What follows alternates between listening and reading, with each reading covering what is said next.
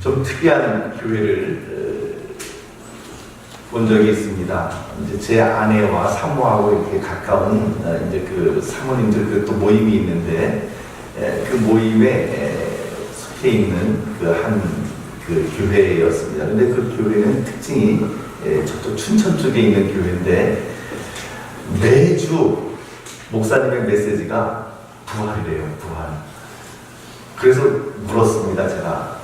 매주 부활에 관한 메시지를 선포하면 그 메시지가 너무나도 똑같은데 내용이 매주 이렇게 반복될 텐데 그러면 성도님들이 설교 시간에 그 목사님 메시지를 듣고 지루하다 그러거나 그건 목사님 이제 메시지 좀 바꿉시다 그런 얘기 안 합니까? 이렇게 제가 질문을 했는데 놀랍게도 부활에 대한 메시지가 매주 어떻게 보면 거의 반복이죠.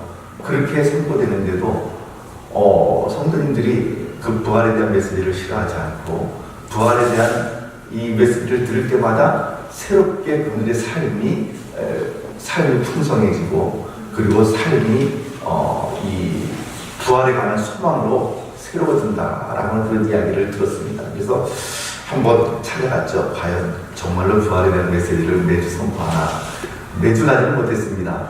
제가 목회를 잠시 쉬고 있을 동안에 작년에 그래서 한번 제가 춘천을 찾아갔습니다. 찾아가봤더니 그래도 본문은 다른 거 하다가 벼랑간 또 부활로 이렇게 돌아가는 거예요. 그래서 설교 본문하고 이렇게 항상 이 신학교에서 설교를 가르칠 때 교수님들이 그렇게 이야기를 합니다. 본문에 집중하라. 본문에 이렇게 붙어 있으라. 그래서 그 본문이 말씀하게 하고 본문을 통하여서 설교를 하라. 굉장히 정석의 말씀이시고 또 올바른 그 설교의 지침이라고 생각을 합니다. 그런데 그 설교의 지침하고 좀 빗나가게 그렇게 설교를 하시는 거예요. 그래서 놀랬죠. 조금 이상하다, 특이하다. 그런데 그렇다고 해서 부활의 메시지가 무슨 전혀 이단적인 것도 아니었고 굉장히 그 성경적인 메시지였지만 그러나 아무튼 매주 그렇게 부활에 관한 메시지를 선포한다는 게 쉽지는 않겠다라는 생각이 들었습니다. 그럼에도 불구하고 거기에 성도님들은 얼굴이 굉장히 화나더라고요. 그래서 참 하나님께서 이런 은혜도 주시는구나. 그렇게 하고 오히려 우리가 부활에 대한 어떤 그런 그 소망을 잃어가니까 차라리 저렇게라도 해서 매주 부활에 관한 그 메시지를 선포함으로 부활의 삶을 살아가도록 부활의 소망을 두고 살아가도록 하는 것도 필요할 수도 있겠다 이런 생각을 해봤습니다. 왜 제가 이런 이야기를 하냐면 저는 영생에 대해서 똑같이 그렇게 생각을 합니다. 한국교회에서 요즘 많이 잃어버리고 있는 메시지 가운데 하나가 바로 이 영생에 대한 메시지가 아닌가. 영원한 생명. 거기에 대한 메시지를 우리가 잃어가고 있는 것이 아닌가라는 생각이 드는 거죠. 그래서 저는 영생에 대한 설교는 매주 해도 좋겠다 이런 생각이 들어요. 지난 시간에도 영생에 대해서 이야기를 했는데 근데 다행히 오늘도 본문의 말씀이 영생에 대한 그런 본문입니다. 저는 매주 영생에 대해서 이야기하지는 못할지라도 본문에 이 영생에 대한 이야기가 나오면 그때마다 저는 여러분들에게 강조하기를 원합니다. 장례식장에서의 기도를 들어보면은 거의 예외 없이 들어가는 어구가 하나 있죠. 바로 시편 90편 10절 말씀입니다. 한번 같이 읽어볼까요? 시편 90편 10절 말씀 시작. 우리의 연수가 채주시오 하시라도 그 연수의 자라는 수고와 슬픔이요 신속히 가니 우리가 나아나리다. 이 말씀을 보면은 참 우리의 인생을 잘 표현해주고 있죠. 우리의 연수가 70이요. 강건하면 80이라고. 목사님 요즘은 나이 의술이 좋아져가지고 120세까지입니다. 뭐 좋아요. 우리의 연수가 80이요. 강건하면 120이라 할지라도 그러나 그 연수에 자라는 그 다음에 후반부는 너무나도 진리의 말씀입니다. 수고와 슬픔뿐이요 신속히 가니 우리가 날아가나이다. 그렇습니다. 저도 그렇고 여러분들도 그렇고 왕년에 20대 아니었던 사람이 어디 있습니까? 왕년에 한 미모하지 않던 사람들이 어디 있고 왕년에 이 며칠 밤을 새도 끄떡없던 그 건강들 없었던 사람들이 누가 있습니까? 그렇게 다들 건강하고 미모를 자랑하고 그리고 출중한 능력과 그리고 반짝거리는 머리와 기억력과 한 번 들으면 결코 잊지 않던 그런 놀라운 기억력들이 어느 순간에 내가 냉장고 앞에 와서 왜 냉장고 문을 열었는지 기억도 하지 못하고 내가 지금 컴퓨터를 틀었는데 내가 왜 컴퓨터를 틀었는지 기억나지 않는 지갑을 꺼냈는데 내가 지갑 안에서 뭘 꺼내야 될지 모르는 어느 날 갑자기 냉장고 안에서 전화벨 소리가 울리는 이러한 일들이 우리들의 삶 가운데에 종종 나타나게 되는 것이죠. 그런데 그렇게 짧은 인생이고 우리의 육신이 나이가 먹을수록 약해질 수밖에 없는 것이 진리이지만 그러나 그렇게 해서 끝난다고 해서 우리의 인생이 끝나는 것은 결코 아니다라는 것을 성경은 우리들에게 분명히 이야기해주고 있습니다. 우리의 연수가 성경 말씀대로 70이고 강건하면 80이지만 그러나 그렇게 짧은 인생이 끝나고 난 다음에 우리를 기다리는 것은 무엇인가? 그것은 바로 우리를 기다리는 것은 죽음이다라고 하는 것이죠. 반드시 죽음의 관문을 통과해야 됩니다. 죽음이라고 하는 터널을 통과하고 나면 그 다음에 우리를 기다리는 것은 무엇인가? 천국과 지옥이 분명히 있다라는 것입니다. 사랑하는 성도 여러분, 이 중간에서 천국과 지옥의 중간에서 무슨 연옥이니 뭐니 그런 것이 없는 것이죠. 중간은 없습니다. 누가복음 16장 19절에서 31절 말씀 보면 예수님께서 부자와 거지 나사로의 그 이야기를 말씀해 주는 것이죠. 부자는 세상에서 가장 성공한 사람이었습니다. 그는 자색 옷을 입었다고 합니다. 여러분, 예수님 당시 때에 자색 옷을 입었다는 것은요, 굉장한 옷입니다. 자색이라고 하는 영역은 지금이야 과학이 발달해서 어떤 컬러든지 내지 못하는 게 없습니다. 컴퓨터에 입력만 시켜놓으면 원하는 컬러가 촉촉촉촉 나오고 염색이 다 되지만 예전에 예수님 당시 때는요, 이런 인공염료나 그 다음에 혹은 색깔을 갖다 조합해서 원하는 컬러를 맞추는 게 택도 없었습니다. 특히 가장 이 컬러를 내기 어려운 컬러가 자색이었습니다. 그래서 여러분 사도행전 말씀을 보면 기억나십니까? 사도 바울이 빌립보에 갔을 때 자주 옷감 장수 루디아라고 하는 여인이 이제 사도 바울의 이야기를 듣고 그녀가 예수님께로 돌아오게 되는 그런 사건이 일어나죠. 자주색이라는 것은요, 지중해에서 나는 소라와 고둥에서들이 극히 소량이 추출되는 천연염료였습니다. 그러니까 옷 한 벌 염색하려고 그러면 수백 마리 혹은 수천 마리의 소라와 고동이 희생돼야만 겨우 하나가 염색될 수 있을 만큼 귀중한 염료였습니다. 그래서 자색옷은 누구만 입느냐? 로마 시대 당시에는 이 왕이나 혹은 황제나 혹은 아주 번세 있는 귀족들만 입을 수 있는 아주 값비싼 옷이 바로 자색옷이었죠. 그 자색옷을 이 부자가 입고 있었습니다. 최고급 음식을 먹었습니다. 매일매일 잔치를 벌였습니다. 즐거운 인생을 보내는, 어떻게 보면 이 땅에서 보면 성공한 사람이고 출세한 사람이었습니다. 그러나 그는 내세와 영생에 대해서 그리고 심판에 대해서는 무관심한 사람이었습니다. 그래서 그는 이 땅에 사는 동안 그렇게 이야기합니다. 이 세상에서 육신이 잘 먹고 잘 입고 잘 살면 되지 도대체 내세가 어디 있는가 라는 것입니다. 천국이 있다면 나에게 뭐 해달라 라고 말을 하는 사람이 바로 이 사람이었습니다. 그러나 자기가 믿든 안 믿든, 그 부자가 믿든 안 믿든, 그가 어떻게 평가를 하든 안 하든 그는 죽을 수밖에 없었습니다. 참으로 하나님께서 공평하게 이 모든 사람들에게 주신 것이 부자라고 해서 더 오래 살고, 부자라고 해서 물론 의술의 혜택을 받아 더 오래 살 수도 있겠죠. 하지만 부자라고 해서 죽음을 피할 수 있는 것은 결코 아니었고, 가난한 자라고 해서 또한 죽음을 피할 수 있는 것도 아니었습니다. 부자든 가난한 자든 그 어떤 사람에게든 반드시 찾아오는 것은 바로 죽음이라고 하는 순간입니다. 그도 죽음을 피할 수 없었습니다.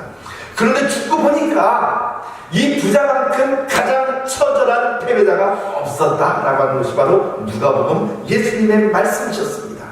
하나님이신 예수님께서 친히 말씀해 주신 이 말씀을 우리가 믿지 않는다면 도대체 누구의 말을 믿어야 되겠습니까? 그는 지옥에 떨어졌습니다. 온몸이 불에 타고 목이 마르고 입술에 타들어가는데 손가락 끝에 물 한 방울만 적셔서 자기 입술에 넣어주기만 해도 이 순간의 좀 고통이라도 좀 잊을 수 있겠는데 싶어서 이제 아브라함에게 간청을 합니다. 그의 여러분께서 잘 아시는 것처럼 그 잔치집에서 자기의 잔치집 음식 찌끄러기 먹고 살아가던 인생이었던 나사로, 그러나 예수님을 믿었던, 하나님을 믿었던 그 나사로는 아브라함의 품에 안겨 있는데 이제 그 부자가 아브라함에게 그렇게 요청을 합니다. 아버지 아브라함이요, 나사로를 시켜 그 손가락에 물 한 방울만 찍어서 내 혀에 적시게 좀 해주십시오 라고 이야기를 합니다. 그러나 그 작은 요청조차도 받아들여지지 않는, 전혀 자비가 없는 것, 그것이 바로 죽지 않는 영원한 고통의 장소, 불과 유황이 타는 불못, 죽고 싶지만 결코 죽을 수 없는 영원한 고통만이 있는 그것이 바로 지옥이라는 것이죠. 성경이 이야기하고 있는 지옥입니다. 여러분, 성경이 거짓이라면 지옥이 없겠죠. 그러나 성경이 진실이라면 천국과 지옥은 반드시 있습니다. 그런데 오늘 이 영원한 지옥의 심판을 피할 수 있는 유일한 길이 성경에 나타나 있다는 거죠. 오직 우리들에게 지옥, 우리의 행위를 따라 지옥에 가는 길만 열려 있다고 한다면 우리에게 가장 비참한, 우리만큼 비참한 인생들이 어디 있겠습니까? 그러나 오늘 본문 요한복음 3장 16절 말씀은 바로 우리들에게 이 지옥의 심판을 피할 수 있는 유일한 길을 우리들에게 보여주니까라는 거죠.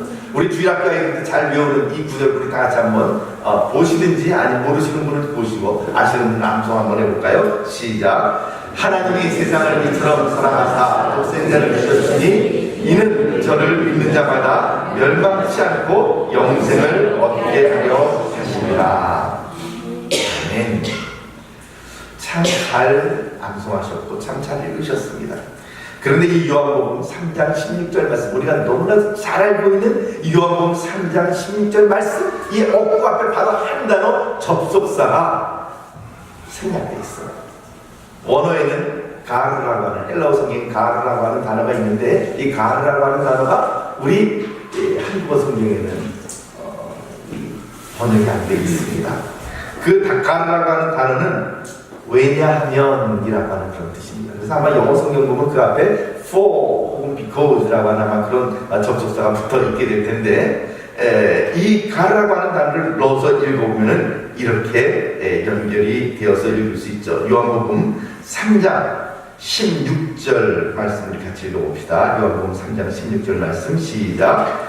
왜냐하면 하나님이 세상을 이처럼 사랑하사 독생자를 주셨으니 이는 그를 믿는 자마다 멸망하지 않고 영생을 얻게 하려 하십니다. 왜냐하면이라는 접속사는 그 앞에 무엇인가가 있었고, 그래서 그 이유 때문에, 그 이유로 이렇게 주님께서 말씀하시는 거죠. 그러면 그 앞에 있는 말씀 무엇입니까? 그렇다면 우리는 14절부터 우리가 한번 읽어볼 필요가 있죠. 14절에서 16절 말씀 함께 읽어봅시다. 시작. 모세가 광야에서 뱀을 든 것 같이 인자도 들려야 하리니 이는 그를 믿는 자마다 영생을 얻게 하려 하심이니라. 왜냐하면 하나님이 세상을 이처럼 사랑하사 독생자를 주셨으니 이는 그를 믿는 자마다 멸망하지 않고 영생을 얻게 하려 하심이라. 아멘.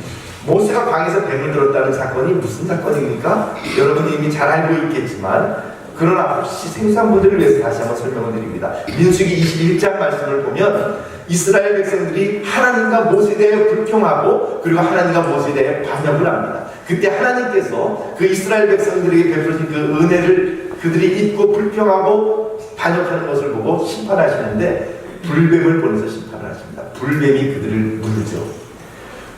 수없이 많은 이스라엘 백성들이 다 불뱀에 물려서 죽어갑니다. 어떤 사람들은 벌써 부지기수로 죽었고 남은 사람들도 죽어갑니다. 그러자 그들이 모세에게 와서 통간청 사정을 하죠. 우리가 죽을 죄를 지었습니다. 하나님께 기도해서 우리에게 살기를 허락하여 주십시오.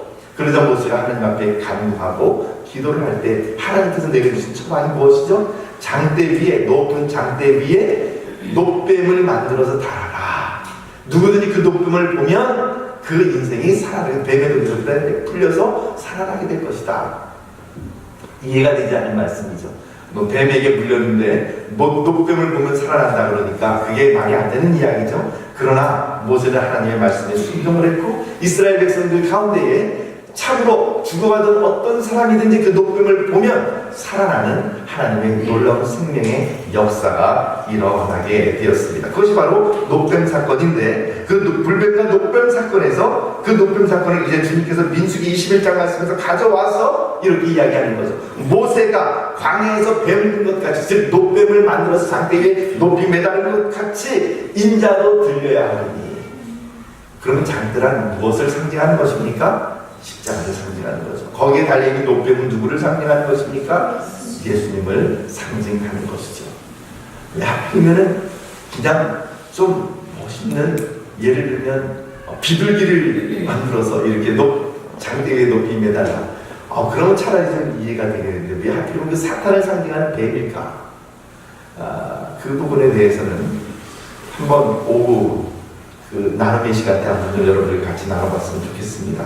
설교 시간에는 그것을 지금 같이 나누기에는 시간이 부족하고요. 어찌됐든 광야에서 모세가 뱀을 든 것 같이 예수님도 들려야 하겠다. 중요한 것은 무엇입니까? 누구든지 죽어가는 불뱀의 저주로, 불뱀의 도로 말미암아 죽어가던 이스라엘 백성들이 그 높뱀을 바라보는 순간 그 뱀에 들어서 풀려서 살아나게 되었던 것처럼, 그처럼 죽어가던 사망의 독에, 죽음의 독에 이제 죽어가는 모든 인생들, 이미 죽었던 모든 인생들이 이제 십자가에 달린 예수 그리스도를 바라보면 그들이, 이스라엘 백성들이 살아났던 것처럼 그들도 역시 살아나게 될 것이다. 그들이 영생을 얻게 될 것이다 라고 이야기하는 거죠. 그처럼 이는 왜 그러냐면 그를 믿는 자, 즉 인자를 믿는 자마다, 예수님을 믿는 자마다 영생을 얻게 하심이니라. 그 이유가 무엇인가? 이렇게 영생을 얻게 하는 이유가, 왜냐하면 하나님이 세상을 이처럼 사랑하사 독생자를 주셨으니 이는 그를 믿는 자마다 멸망하지 않고 영생을 얻게 하려 하심이라. 왜냐하면 이 걸리는 것, 이유가, 그 접속사가 걸리는 구절이 어떤 것입니까? 왜 인자가 들려야 됩니까? 왜 십자가 예수님께서 죽어야 됩니까? 왜냐하면 하나님이 세상을 이처럼 사랑하셨기 때문에, 하나님께서 여러분을 그처럼 사랑하셨기 때문에, 하나님께서 나를 이처럼 사랑하셨기 때문에 하나님께서 우리들에게 영생을 주기 위하여 인자이신 예수 그리스도를 십자가에 못 박아 죽겠다는 것이죠. 사랑하는 성도 여러분, 우리는 쉽게 생각해서 하나님께서 예수님을 보내시고 우리를 살려주셨다라고 하는 것에 대해서 우리는 그냥 십자가가 그래서 은혜구나, 맞습니다. 그런데 여러분, 그것은 우리의 입장에서 보면 은혜지만 하나님의 입장에서 보면, 성부 하나님의 입장에서 보면 어떤 사건입니까? 자기 아들을 죽음 가운데 내줘야 되는 처절한, 가슴 끊어지는, 창자가 끊어지는 아픔일 수밖에 없는 사건이죠. 왜 인자가 광야의 높뱀처럼 들려야 되는가? 왜냐하면 하나님이 세상을 이처럼 사랑하셨기 때문에. 하나님의 사랑이 바로 십자가의 이유고 하나님의 사랑이 바로 우리 구원의 기초석이다 라고 하는 것이죠. 여기서 우리가 생각해 볼 점 한 세 가지 정도로 우리가 살펴보기를 원합니다. 첫째는 이 하나님께서 우리를 이처럼 사랑하셨는데, 세상을 이처럼 사랑하셨는데 그 사랑의 시제, 사랑이 도대체, 그 시제가 도대체 어느 때인가 라는 것입니다. 하나님이 세상을 이처럼 사랑하사, 사랑하다라는 말이, 이 단어가 과거, 현재, 미래 가운데에 어디에 속하는 말일까요? 하나님이 세상을 이처럼 사랑할 것이기 때문에, 일단 미래는 아닌 것 같아요. 사랑할 것이기 때문에가 아니라 그 미래를 일단 제쳐놓고, 그러면 하나님이 세상을 이처럼 현재 사랑하시기 때문에 독생자를 보내주셨다, 현재일까요? 아니면 하나님께서 세상을 이처럼 사랑하셨기 때문에, 그러니까 사랑해서 과거에 독생자를 보내주셨다, 어떤 것일까요? 현재입니까? 과거입니까? 과거. 여러분들은 참 잘 하셨습니다. 여러분들 국어 수능 보면은 성적이 잘 나오실 것 같아요. 헬라어로 보면은요, 이렇게 기록을 합니다. 한번, 후토스 간 에가테센 포세우스 톤 코스몬, 이렇게 돼 있는데, 여기 보면 에가페센이라고 하는 단어가 등장을 하죠. 이 에가페센이라는 단어는요, 3인칭 단수 부정 과거예요. 그러니까 이 말의 의미는 무슨 말이냐면은 하나님께서 이 세상을 사랑하셨기 때문에, 과거에, 분명히 과거에 사랑하셨기에 지금 현재 하나님의 자녀가 된, 그래서 지금 교회를 다니고 있는 우리를 사랑하시기 때문에, 여러분들이 예수님을 믿어서 사랑했기 때문에 여러분들에게 십자가를 보내주시는 것이 아니라, 우리가 아직 그분의 자녀가 되기도 전에 우리가 아직 죄의 노예가 되어서 하나님의 원수가 되었을 때에 우리를 사랑하셨다. 내가 하나님의 뜻과 정반대로 나가는 원수의 삶을 살아갈 때 예수님께서 나를 사랑해 주셨다. 이것이 바로 사랑의 시제인 것입니다. 로마서 5장 8절 말씀 우리 같이 한번 읽어볼까요? 로마서 5장 8절 말씀 시작. 우리가 아직 죄인 되었을 때에 그리스도께서 우리를 위하여 죽으심으로 하나님께서 우리에 대한 자기의 사랑을 확증하셨느니라.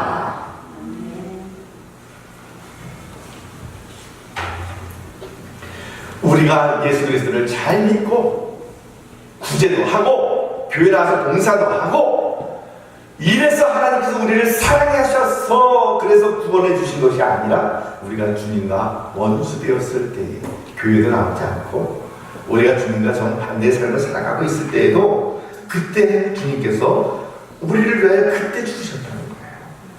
그래서 하나님께서 나에 대한 그분의 사랑을 확증하셨느니라. 첫 번째가 바로 사랑의 시였다면, 이제 두 번째 우리가 생각해 볼 것은 그 사랑의 사이즈, 그 사랑의 크기가 도대체 얼마만큼만 크기냐라고 하는 거죠. 이규태 씨, 예전에 이제 조선일보에 이규태 칼럼이 있었죠. 요즘 이제 그 이분이 소천하시는지 아무튼 지금은 나타나지 않는데, 그분이 쓴 글 가운데 이런 내용이 있습니다. 진나라 항공이라는 사람이 배를 타고 삼협계곡을 내려가는데 마침 하인이 원숭이 새끼 한 마리를 어디선가 잡아서 데리고 그 배에 탔습니다. 뒤늦게 그 새끼가 없어진 것을 아는 그 어미 원숭이가 삼협계곡을 따라서 100리길을 그 배를 따라 계속 쫓아 내려와서 울부짖으며 쫓아왔다 그래요.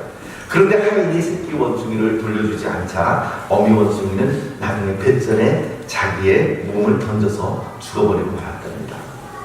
배에서 내린 사람들이 죽은 어미 원숭이의 배를 가르자 그 속에 창자가 갈기갈기 찢어져 있었다 그러죠. 그 원숭이가 새끼를 얼마나 사랑했는지 그 새끼 원숭이가 붙잡혀가는 것을 보니 그 어미 원숭이의 창자가 끊어진 거예요. 그래서 우리는 단장이라고 해요. 단장의 아픔이라고 그러지 않습니까? 끊을 단자, 창자할 때 창자가 끊어지는 아픔.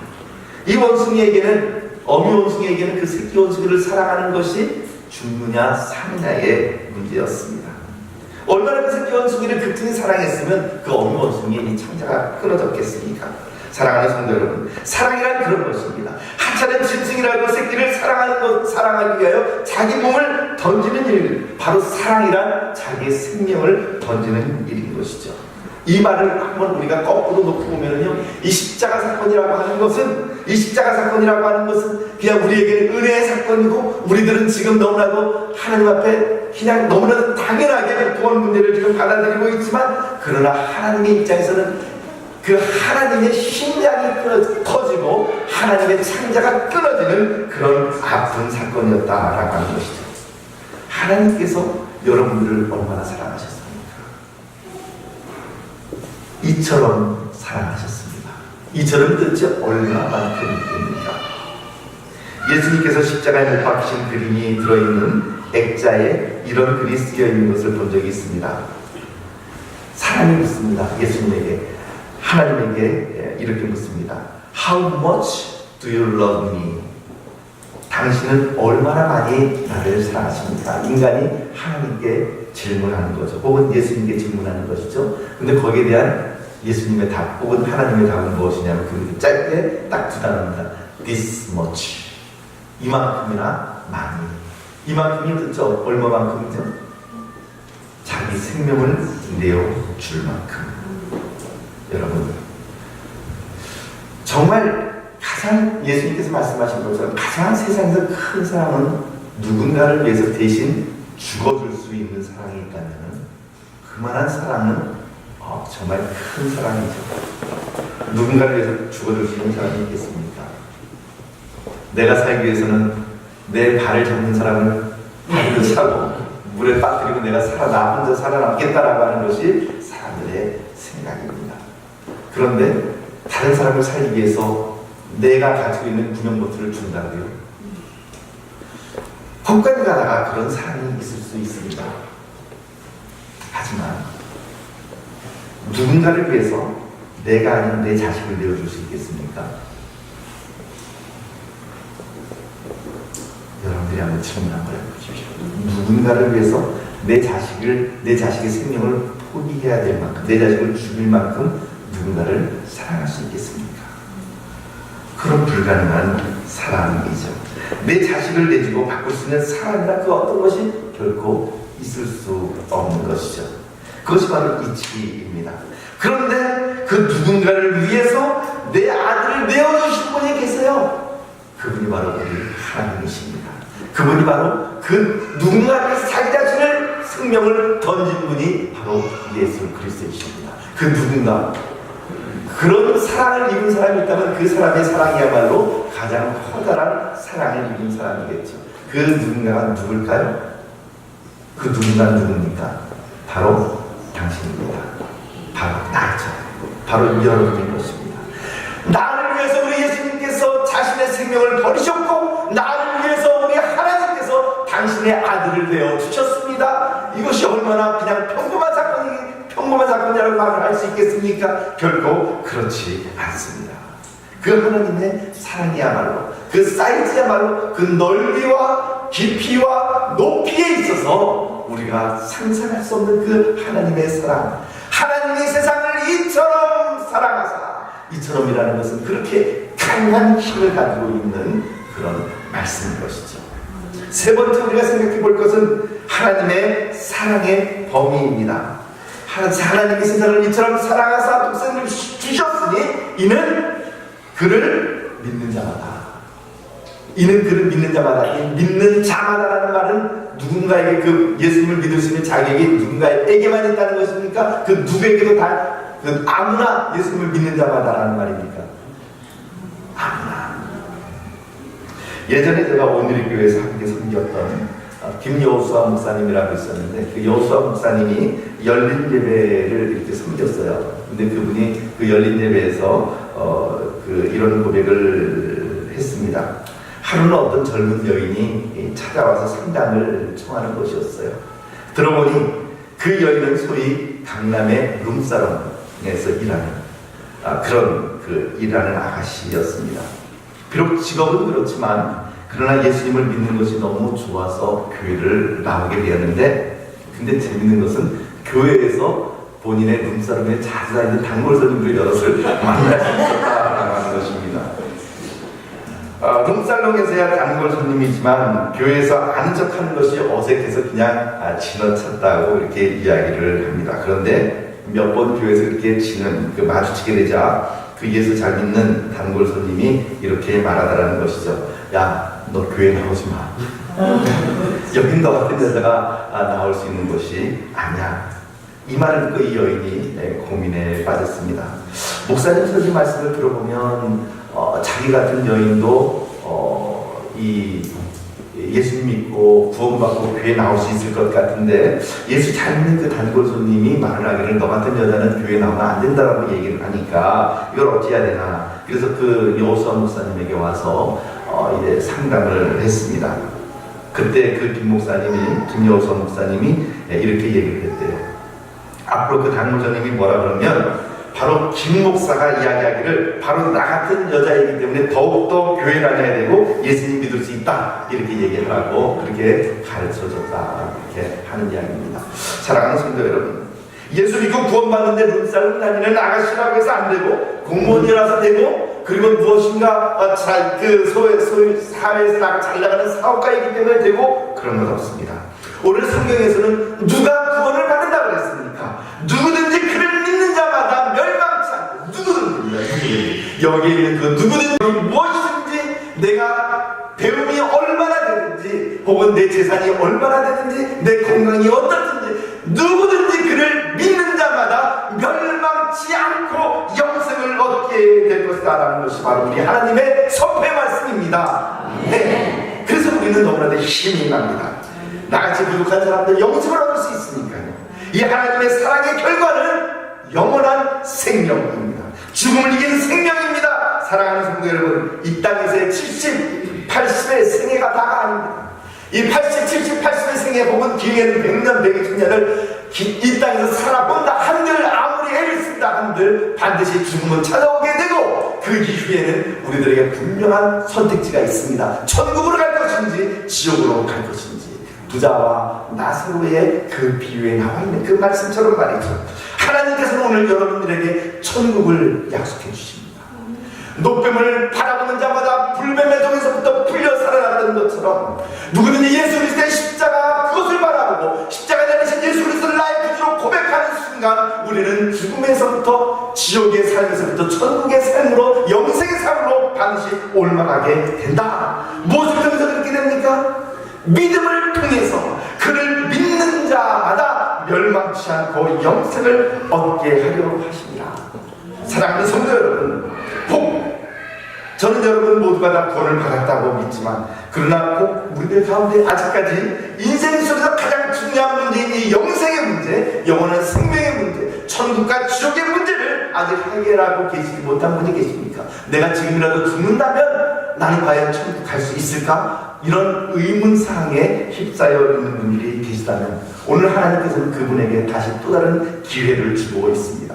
하나님께서 세상을 바로 그분을 이처럼 사랑하사 보내주신 독생자 아들 예수 그리스도를 믿음으로 받아들이고 영접하고 의지하면 그분께서 나의 죄를 죽으셨고 내가 이제 그분의 손을 붙잡는 순간 그분께서 나의 손을 꼭 잡고 천국으로 인도할 것이다 라는 것을 분명히 믿음으로 고백하는 그 사람은 누구든지 그를 믿는 자마다 멸망치 않고 영생을 얻게 하려 하십니다. 아니, 영원한 생명은 모두에게 있습니다. 어떻게 성경적으로 보면요, 영원한 생명이라는 것은 믿는 자에게나 믿지 않는 자에게나 다 있습니다. 그런데 문제는 그 삶의 질이 무엇이냐는 거죠. 예수 그리스도를 믿고 영접한 사람은 주님과 함께 하늘나라의 영원한 천국의 삶, 그런 영생을 누리게 되지만 그러나 믿지 않으면 지옥에서 영원한 형벌 가운데 영원한 삶을 살아가게 된다는 것, 얼마나 끔찍하고 비극적인 일입니까?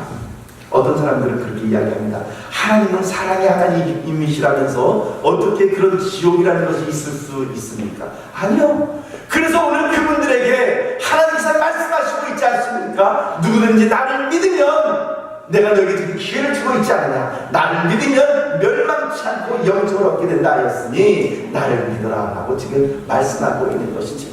여러분 그렇게 지향하시고 계시고 지금은 내 손을 잡으면 네가 영원한 천국의 삶, 천국의 영원한 영생을 얻게 될 것이다 라고 약속하시는 주님께서 비전하는 것입니까? 그 손을 뿌리치고 있는 그 사람이 비전하는 것입니까? 그 사람이 어리석은 사람입니까? 사랑하는 성도 여러분, 그것을 오늘 본문 18절 말씀이 우리들에게 분명히 이야기합니다. 18절 말씀 같이 읽어봅시다. 시작. 그를 믿는 자는 심판을 받지 아니하는 것이요 믿지 아니하는 자는 하나님의 독생자의 이름을 믿지 아니함으로 벌써 심판을 받은 것이라. 아멘. 예수 그리스도를 믿는 자는 심판을 받지 않는다. 이미 과거형입니다. 이것도요. 참 재밌는 게요, 성경에서는 우리가 심판을 받지 않을 것이다 라고 얘기를 해야 되잖아요. 논리적으로는. 그죠? 그런데 과거형이에요. 이미 예수님을 믿는 자는 심판을 받지 않았다라고 이야기를 합니다. 심판을 받지 않았고 죽음에서 영생으로 옮겼다라고 이렇게 이야기를 합니다. 그러나 믿지 아니하는 자는 하나님의 독생자의 이름을 믿지 아니함으로 뭐요? 벌써라는 말은 미래의 사건입니까? 과거의 사건입니까? 과거죠. 벌써 심판을 받은 것이다 라고 이야기를 하고 있습니다. 믿는 자에게는 정죄함이 없습니다. 아멘. 아멘. 그렇습니다. 죄라고 하는 것을 의미하는 헬라어 하마르티아라고 하는 것. 자, 이제 그렇다면 우리가 좀 생각해 봐야 될 것은, 그러면 예수님을 믿는다는 것은 도대체 뭐냐? 단순히 입으로만 내가 예수님을 믿는다라고 하는 것이 믿음의 삶이냐?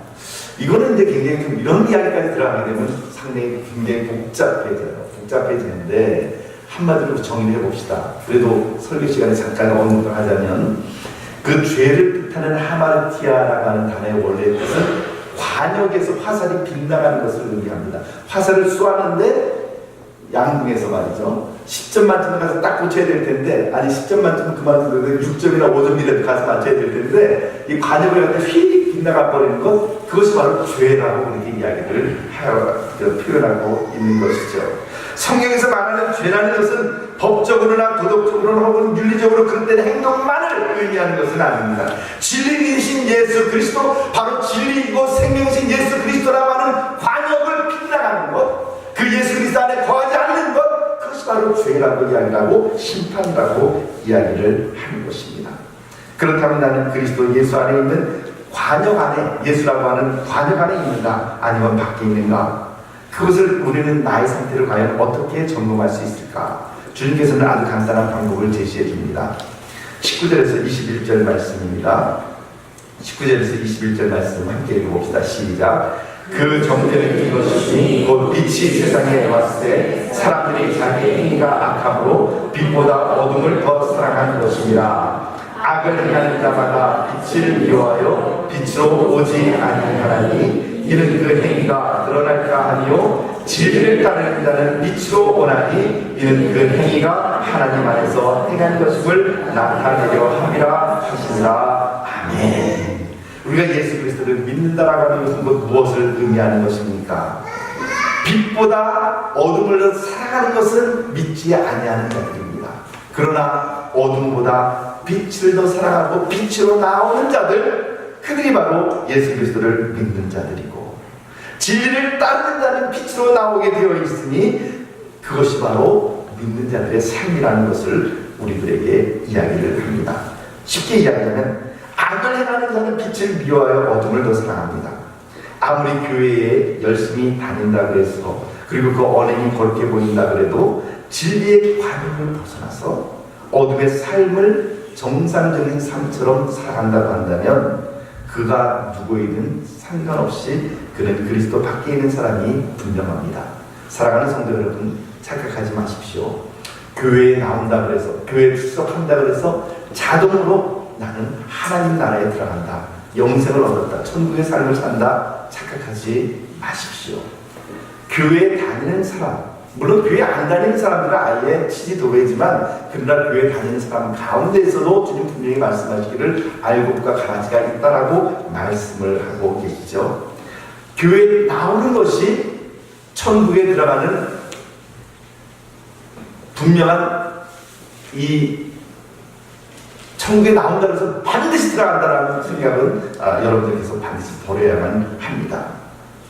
무슨 말입니까? 교회 다니는 사람들 가운데서도 완전히 그 삶이 세상 사람들의 지탄을 받는 어떤 그런 삶을 살아가고 있다면, 자, 오해하지 마십시오. 제가 이야기하는 행위로서 구원을 받는다라고 하는 이야기를 하는 것이 아닙니다. 그러나 주님의 말씀에 의하면 예수 그리스도를 믿는 자는 빛으로 나오게 되어 있고, 그리고 또한 진리를 따르는 삶을 살아가게 되어 있다라고 그렇게 이야기를 해주고 있는 것이죠.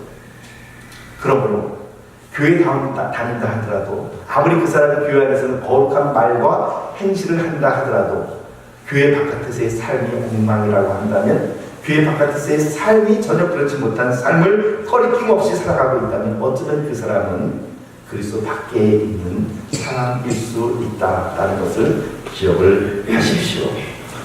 오늘 이 말씀이 우리들에게 던져주고 있는 도전은 무엇입니까? 오늘 우리가 예수 그리스도를 구주로 고백했습니다.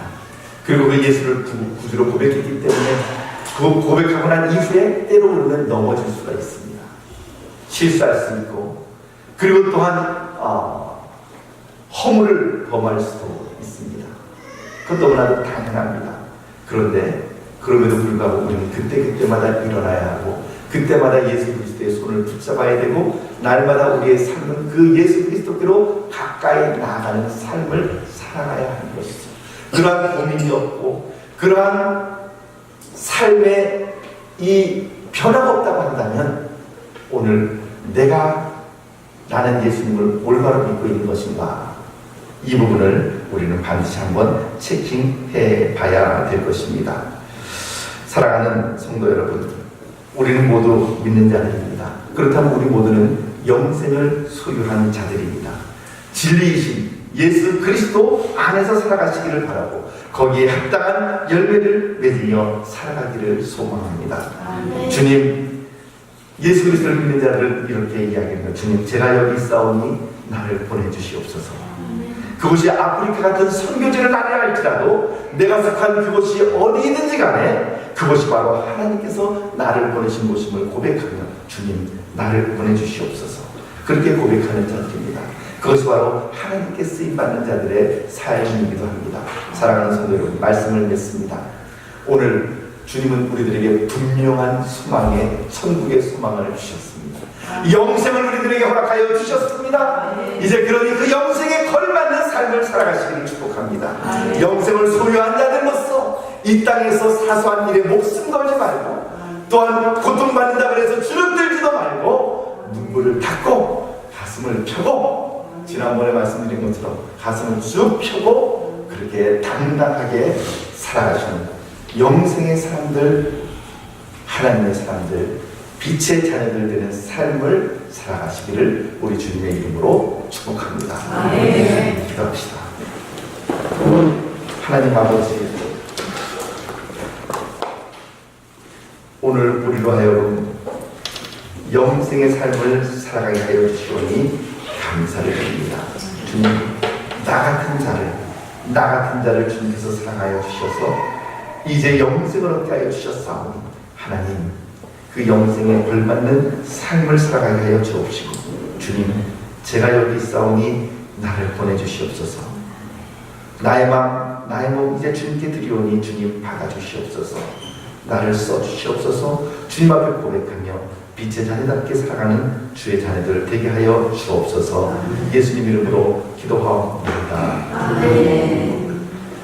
우리 다 같이 그 자리에 일어나시죠.